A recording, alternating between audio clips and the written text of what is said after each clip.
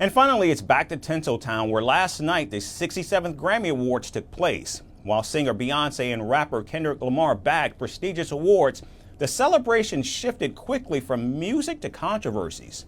Rapper Kanye West, or Ye, and his wife Bianca Censori were reportedly escorted out for crashing the Grammys without an invitation. Meanwhile, comedian Trevor Noah couldn't stop taking jibes at President Trump for the ongoing deportations. It was an award show that was nothing less of a glamorous spectacle. In our final story, it's a look at all the night's biggest hits. The Grammys, where music is supposed to take center stage. But this year, it felt more like a chaotic fashion experiment mixed with a masterclass in bad decision-making. Between surprise evictions, head-turning outfits for all the wrong reasons, and a host determined to ruffle feathers, the 67th Grammy Awards in Los Angeles proved that sometimes the real entertainment happens off stage. Singer Beyoncé won the Grammy for her country music. Queen Bey is now the first black woman in 5 decades to slay this title. Meanwhile, rapper Kendrick Lamar may have walked away with 4 Grammys, but it was rapper Kanye West, or just Ye, and Bianca Censori who won the award for the most talked about exit. The couple reportedly showed up uninvited with an entourage of 5 and were promptly escorted out as per reports. But what really stole the show was Australian model Censori's outfit, or lack thereof. She arrived draped in a long black fur coat. The model later ditched the coat on the red carpet to reveal a sheer tight dress that left little to the imagination. Was it fashion? Was it an optical illusion? Or was it the reason they got booted? The jury's still out, but social media had lots to say, mostly questioning whether the Grammys were now doubling as a risque runway show.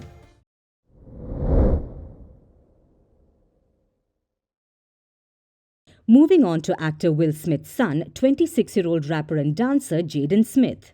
He decided that a simple tux just wouldn't cut it. Instead, he graced the carpet with a literal castle on his head. That's right. The junior Smith arrived with a medieval real estate perched on his skull. It was a mini black fortress perched atop his crown, with only his eyes and part of his mouth peeking through a circle. Was it high fashion, a Game of Thrones audition, a cry for help? The world may never know. Meanwhile, his sister Willow went for a sleek and structured McQueen coat. She paired it with an embellished bra and underwear set and Versace pumps. It was giving rock star chic, while Jaden was giving medieval fever dream. A truly dynamic sibling duo.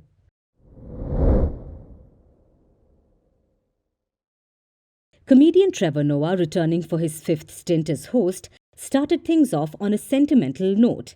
He paid tribute to Los Angeles' resilience after the devastating wildfires.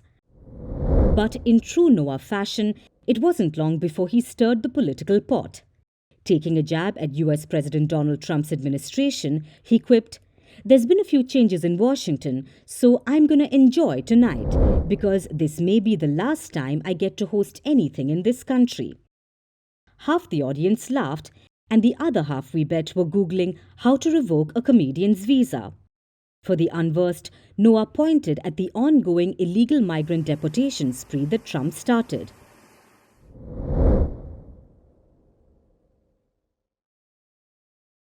The 2025 Grammy Awards may have been about music in theory, but in reality, it was a chaotic mix of fashion fails, political jabs, and celebrity antics.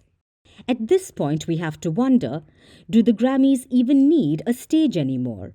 Or should they just move the whole thing to an after-party and let the drama unfold naturally? Either way, if next year's event is anything like this, we'll need a Grammy just for surviving it. We're calling the show Vantage. We hope you like what we put together for you. Touted as the minimum defense from that video.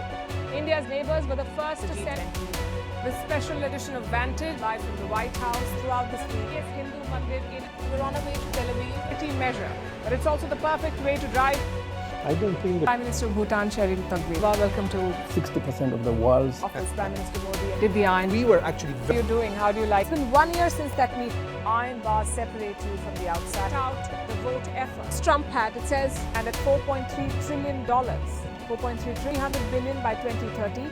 That's what we need to tackle climate change.